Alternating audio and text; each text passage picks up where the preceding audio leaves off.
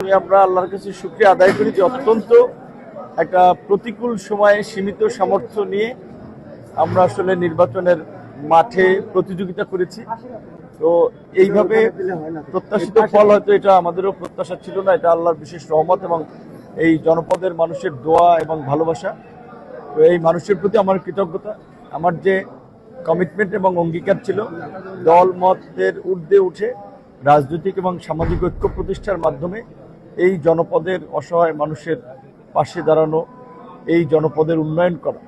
আজকের এই ভোটের মধ্যে দিয়ে জনগণ আসলে আমার উপরে যে একটা দায়িত্ব চাপিয়ে দিয়েছে, আমার এখন চিন্তা হচ্ছে এই যে আমি কমিটমেন্ট করেছি যে আমি এমপি হলে তাদের জন্য কি করব সেটা একটা বাস্তবায়ন করা, এবং আমার আপ্রাণ চেষ্টা থাকবে। যেহেতু এখনও পুরো ফলাফল সরকারিভাবে ঘোষণা হয় নাই, বেসরকারিভাবে আমাদের অ্যাসেসমেন্টে আমরা দেখেছি যে আমরা এখনও 26,000 ভোটে এগিয়ে আছি। আমরা আশা করব যে অন্তত শেষ পর্যন্ত ফলাফলেও আমরা এরকমই এগিয়ে থাকব। এই বিজয়ে বিশেষ করে আমি মনে করি যে এখানকার সাধারণ মানুষের বিজয়, তারা তাদের সন্তানের মতো ছেলে মনে করে আসলে দলমত নির্বিশেষে ভোট দিয়েছে, এবং এই অঞ্চলের মানুষের যে শান্তি এবং সম্প্রীতির প্রত্যাশা, সেই জায়গা থেকে তারা আমাকে ভোট দিয়েছে। আমি তাদের প্রতি কৃতজ্ঞতা জানাই, এবং আমার সাথে যারা কাজ করেছেন, যেহেতু আপনারা জানেন যে আমি বিএনপি সমর্থিত একজন প্রার্থী ছিলাম, এই আসনে বিএনপি প্রার্থী দেয়নি, আমাকে সমর্থন দিয়েছে, এবং আমাকে জেতানোর জন্য বিএনপি পূর্বের কমিটি বিলুপ্ত করে নতুন কমিটি দিয়েছে, তারা আমার সাথে কাজ করেছে, তাদের প্রতি আমি কৃতজ্ঞ।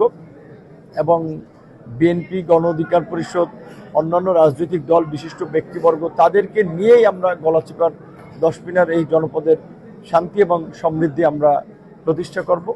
আমি বিশেষ করে সকলের প্রতি একটি অনুরোধ জানাবো, যারা আমার পক্ষে কাজ করেছেন, পরিশ্রম করেছেন, আর্থিক, শারীরিক, মানসিক শ্রম দিয়েছেন, বিজয় উদযাপনের নামে অতিরিক্ত বা অতিরঞ্জিত কিছু করা যাবে না।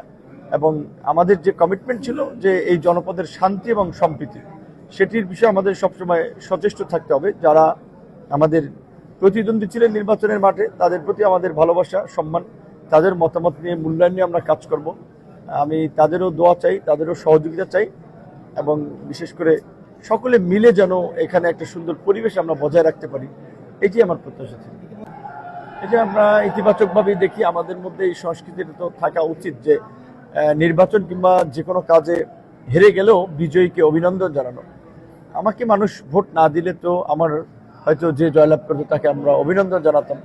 তো আমি ইতিবাচকভাবে দেখি, এবং যেহেতু তিনি একজন সাবেক ছাত্র নেতা, বিএনপির জাতীয় পর্যায়ে রাজনীতি করেছেন, তার একটা অভিজ্ঞতা আছে, তার সাথে আমার ব্যক্তিগত সম্পর্কও ভালো ছিল, কিন্তু নির্বাচন বা রাজনীতির কারণে কিছুটা হয়তো ঘাটতি হয়েছে। আশা করি ভবিষ্যতে আরও সম্পর্ক ভালো হবে, এবং তারও যে মেধা, চিন্তাভাবনা, সেগুলো আমরা এই জনপদের মানুষের উন্নয়নে কাজে লাগাবো। তার সাথেও আলাপ আলোচনা করব, এইখানে কি উন্নয়নমূলক কর্মকাণ্ড করা যায়, কিভাবে মানুষের পাশে দাঁড়ানো যায়।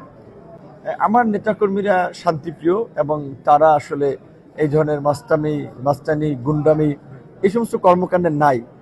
এবং আমার ডানে বামে দেখেন বিএনপির সভাপতি, সেক্রেটারি আছেন, অত্যন্ত ভদ্র মানুষ, বিনয়ী মানুষ, সজ্জন মানুষ। তো আমার দল, তো আমি এটা কখনোই উৎসাহিত করি না। বিএনপির বর্তমান নেতৃত্ব, তার অত্যন্ত ভদ্র, বিনয়ী মানুষ।